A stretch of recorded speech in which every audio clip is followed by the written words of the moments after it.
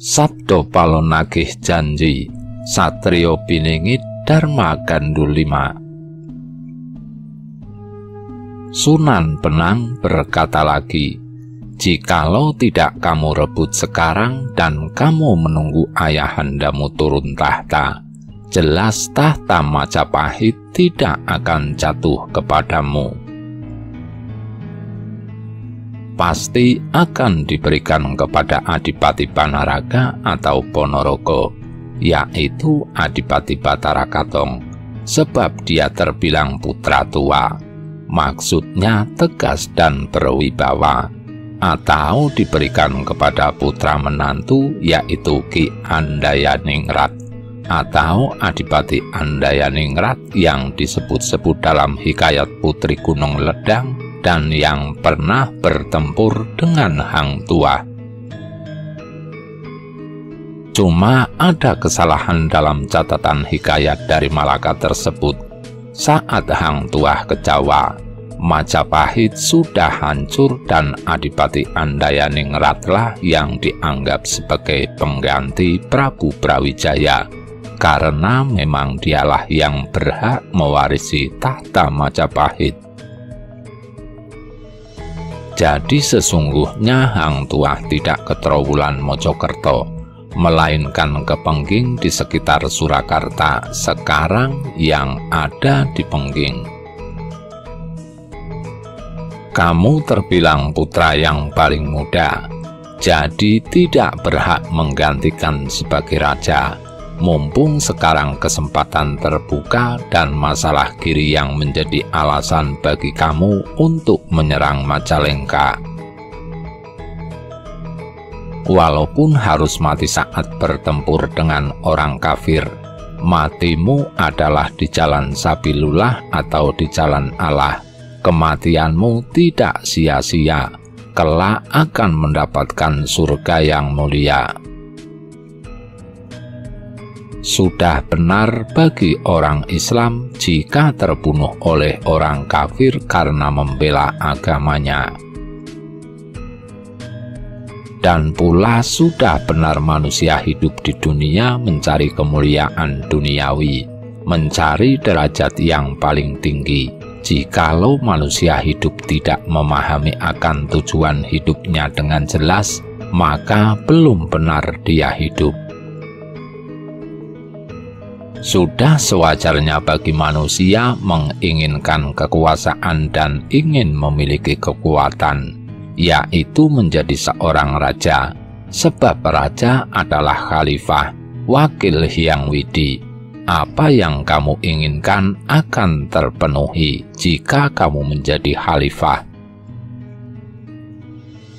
Sudah menjadi suratan takdirmu, kamu bakal menjadi raja di tanah Jawa, menggantikan kedudukan ayahandamu, tapi semua harus menggunakan usaha lahir, yaitu dengan cara merebutnya melalui peperangan. Jikalau dirimu tidak mau menjalankan, pastilah anugerah Gusti Allah yang hendak diberikan kepada dirimu akan diambil kembali olehnya. Itu namanya manusia yang menolak anugerah Gusti Allah. Diriku hanya sekedar mendukung, sebab diriku sudah tahu semua apa yang bakal terjadi nanti. Bagaikan aku melihat dengan semprong atau kaca yang dipergunakan untuk pelita zaman dulu, yang benar-benar berlobang. Begitulah aku melihat secara gaib kejadian yang bakal terjadi nanti.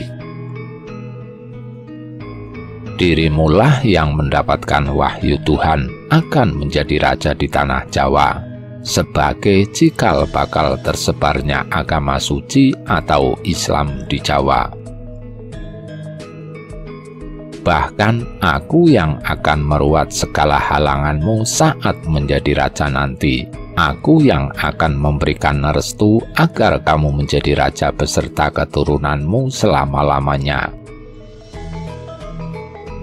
Banyak lagi kata-kata Sunan Benang membujuk Adipati Demak agar terbakar hatinya dan mau angkat senjata menyerang Majalengka. Bahkan ditambah dengan cerita tentang seorang nabi yang berani melawan ayahnya yang kafir, ujung-ujungnya juga menemukan kesejahteraan.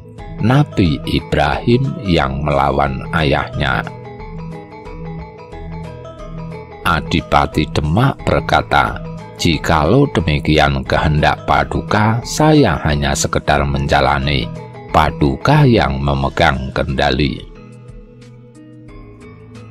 Sunan Penang berkata lagi, "Sungguh seperti itulah yang aku kehendaki darimu. Sekarang dirimu sudah sepakat. Untuk itu sekarang kirimkan surat kepada Adipati Terung, adik tiri Adipati Demak yang berkedudukan di sekitar ibu kota Majapahit. Akan tetapi pakailah kata-kata yang halus tersamar. Intinya tulislah, apakah dia berat kepada Raja Majapahit ataukah kepada saudara seibu yang juga seagama. Jikalau adik tirimu sudah mendukungmu, sangat gampang untuk menjebol Majalengka. Di dalam keraton Majapahit saat ini siapa lagi yang diandalkan sebagai panglima perang? Jikalau bukan Kusen atau Adipati Terung atau nama aslinya Kinsan. Si Gugur maksudnya Raden Gugur, yaitu putra bungsu Prabu Brawijaya dengan Putri Campa yang sudah resmi diangkat sebagai permaisuri. Putri sulung dinikahi Adipati Andayaningrat dan tinggal di Pengging. Putra kedua Raden Lembu Peteng berkedudukan di Madura. Yang bungsu Raden Gugur masih di dalam keraton. Raden Gugur inilah kelak dikenal sebagai Sunan Lawu, penguasa Gunung Lawu yang terkenal hingga sekarang masih kecil. Mana mungkin dia berani maju perang.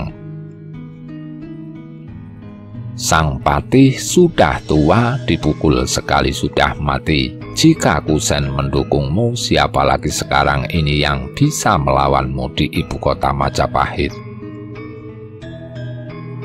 Adipati Demak lantas mengirimkan surat ke Terung. Tidak berapa lama berselang utusan telah kembali. Sudah diterima surat balasan dari Adipati Terung. Isinya bersedia membantu perang.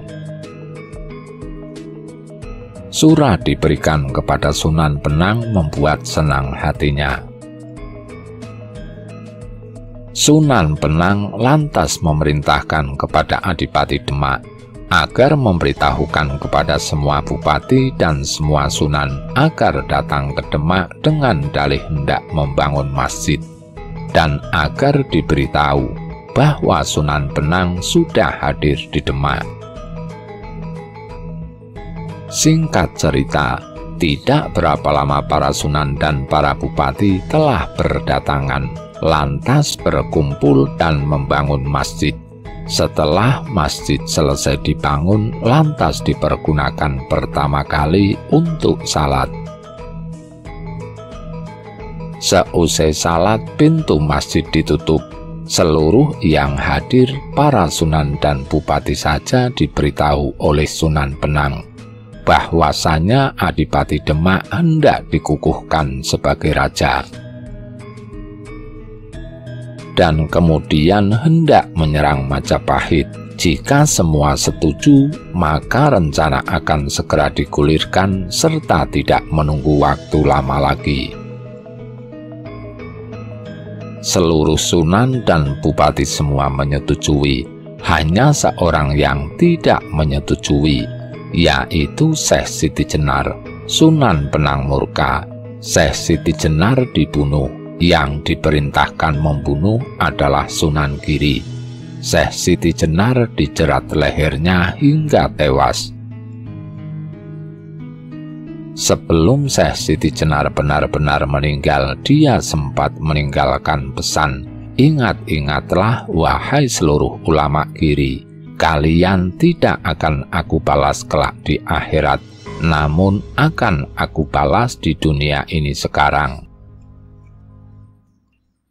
Kelak jika ada raja Jawa yang digandeng oleh orang tua, pada saat itulah leher kalian ganti aku jerat. Sunan Giri menjawab, nanti aku berani, sekarang pun aku berani, tidak akan mundur diriku.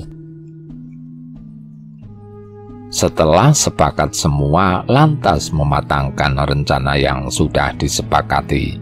Sang Adipati Demak lantas dikukuhkan sebagai raja menguasai tanah Jawa, bergelar Senopati Jimbuningrat.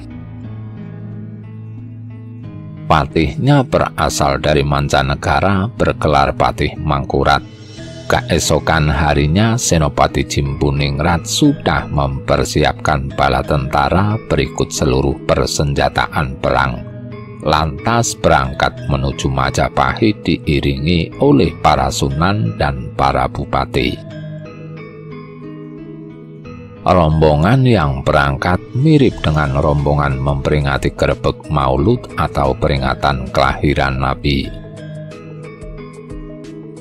Seluruh prajurit tidak memahami apa maksud keberangkatan mereka, kecuali para tumenggung, para sunan, serta para ulama. Sunan Penang dan Sunan Giri tidak ikut dalam rombongan ke Majapahit. Mereka merasa sudah tua dan hendak membantu dengan doa dari dalam masjid saja. Mereka berdua memberkati rombongan tersebut. Jadi hanya para sunan dan para bupati saja yang mengiringi Adipati Bintara atau Adipati Demak atau Senopati Jimbuningrat tidak diceritakan dalam perjalanan. Berganti kisah yang ada di Majapahit. Seusai dari Giri, sang patih melaporkan tentang hasil penyerbuan ke Giri. Yang menjadi senopati pasukan Giri adalah orang Cina yang sudah memeluk agama Islam bergelar Secasena. Dia maju ke garis depan mengamuk dengan senjata terhunus, beserta seluruh bala tentaranya sebanyak 300 orang. Semuanya pandai bermain silat, berkumis tipis, berkepala gundul, dan memakai sorban bagaikan seorang haji. Mereka bertempur lincah bagaikan belalang. Tentara Majapahit merangsak maju. Tentara Giri tidak mampu menahan serangan tentara Majapahit. Senopati Secasena tewas, sedangkan tentara Giri yang terdiri dari orang Cina melarikan diri kocar-kacir. Banyak yang mengungsi ke hutan dan pegunungan. Sebagian ada yang melarikan diri menyeberang laut, melarikan diri ke Penang. Terus dikejar oleh prajurit tempur Majapahit. Sunan Giri dan Sunan Penang melarikan diri dalam satu kapal menyeberang lautan. Mungkin saja melarikan diri ke Arab dan tidak berniat kembali ke Jawa. Sang Prabu lantas mengutus Patih untuk mengirimkan utusan ke Demak guna memberikan perintah kepada Adipati Demak agar supaya jika ada ulama dari Giri dan dari Penang melarikan diri ke sana, segera ditangkap dan dihaturkan kepada negara. Kesalahan santri dari Penang adalah telah melakukan perusakan di daerah Kertasana. Sedangkan kesalahan santri Giri adalah tidak mau menghadap kepada Sang Prabu dan berniat untuk membangkang.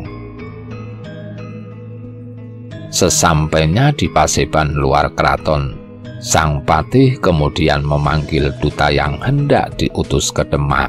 Saat masih ada di Paseban luar keraton, bertepatan datang utusan Bupati Pati memberikan surat khusus kepada Sang Patih. Surat lantas dibaca oleh Sang Patih. Isi surat adalah demikian. Menak Tunjung Pura yang berkuasa di Pati memberikan laporan bahwasanya Adipati Demak yaitu Babah Patah sudah mengukuhkan diri sebagai Raja Demak. Yang memberikan izin dan restu adalah Sunan Benang dan Sunan Giri. Seluruh para bupati pesisir utara yang sudah memeluk Islam semua mendukung. Adipati Demak mengambil gelar Senopati Jimpuningrat atau Sultan Shah Alam Akbar Sirullah Khalifatur Rasul Amirul Mukminin Tajudil Abdul Hamid Haq atau Sultan Adi Surya Alam ing Bintara. Saat ini Babah Patah berikut pasukan Demak telah berangkat menuju ibu kota Majapahit, hendak menantang perang ayahandanya. Babah Patah lebih berat kepada gurunya. Dia menganggap enteng ayahandanya. Para sunan dan para bupati banyak yang memberikan bantuan pasukan untuk menjebol Majapahit. Jumlah pasukan Babah Patah kurang lebih 3.000 prajurit dengan persenjataan perang lengkap. Mohon segera diaturkan kepada Sang Prabu laporan ini. Surat dari Bupati Pati tertanggal 3 Mulut 1303 tahun Jim Akhir. Masa ke-9 Wuku Prang Bakat tahun Jawa dimulai pada Jumat Legi atau 1 Suro 1555 Alif. Meneruskan tahun 1555 Saka dan perhitungannya lantas diubah menjadi perhitungan tahun Hijriyah atau menggunakan sistem bulan. Jika ada tahun Jawa 1303, maka ini adalah semacam perhitungan mundur mirip dengan sebelum Masehi pada tahun Masehi. Surat habis dibaca, Kiai Patih benar-benar tak menyangka. Seketika gigi berkemelutukan menggeram, menggeleng-gelengkan kepala dan benar-benar tidak bisa mempercayainya. Wajahnya tengadah menatap angkasa sembari menyebut nama dewa yang maha luhur. Dalam hatinya benar-benar heran kepada kelakuan orang Islam yang tidak tahu budi baik Sang Prabu dan malah membalas dengan hal yang tidak sepatutnya. Segera Kiai Patih menghadap Sang Prabu dan melaporkan isi surat yang baru diterimanya. Mendengar laporan Patih, Sang Prabu benar-benar terkejut. Seketika terdiam kaku tak bisa bersuara. Bagaikan sebuah tugu batu yang mati, dalam hati beliau benar-benar tidak bisa memahami akan kemauan putranya dan kemauan para sunan, sehingga mereka memiliki niatan yang semacam itu. Sudah diberi kedudukan, tapi balasannya malah sedemikian rupa, tega hendak merusak Majapahit. Benar-benar Sang Prabu tidak dapat memahami apa yang menjadi latar belakang kemauan mereka, sehingga putranya sendiri berikut para ulama hendak berniat menyerang keraton Majapahit. Lama Sang Prabu merenung, tetap juga tidak menemukan jawabannya. Lahir dan batin sungguh tindakan mereka adalah tindakan yang tidak masuk akal sama sekali. Hati Sang Prabu benar-benar terliputi kegelapan, benar-benar kecewa dan sedih, kesedihan seorang raja besar. Hati Sang Prabu habis, seolah hati seekor kerbau yang habis dimakan oleh kutu-kutu kecil. Setelah berapa lama berselang, Sang Prabu bertanya kepada Sang Patih, apa sebabnya sehingga putranya sendiri berikut para ulama serta didukung para bupati, tega hendak menyerang Majapahit dan tidak ingat sama sekali dengan kebaikan Sang Prabu. Sang patih memberikan jawaban bahwasanya dirinya sendiri juga tidak mengerti latar belakangnya. Sungguh di luar nalar sehat, diberikan kebaikan malah membalas dengan kejahatan.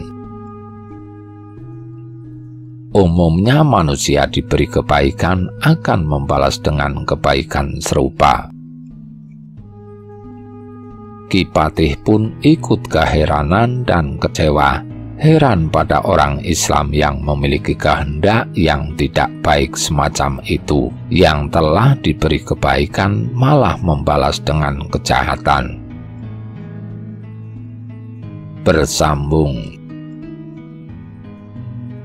Rahayu sagung dumadi, nuwun nuwun nuwun.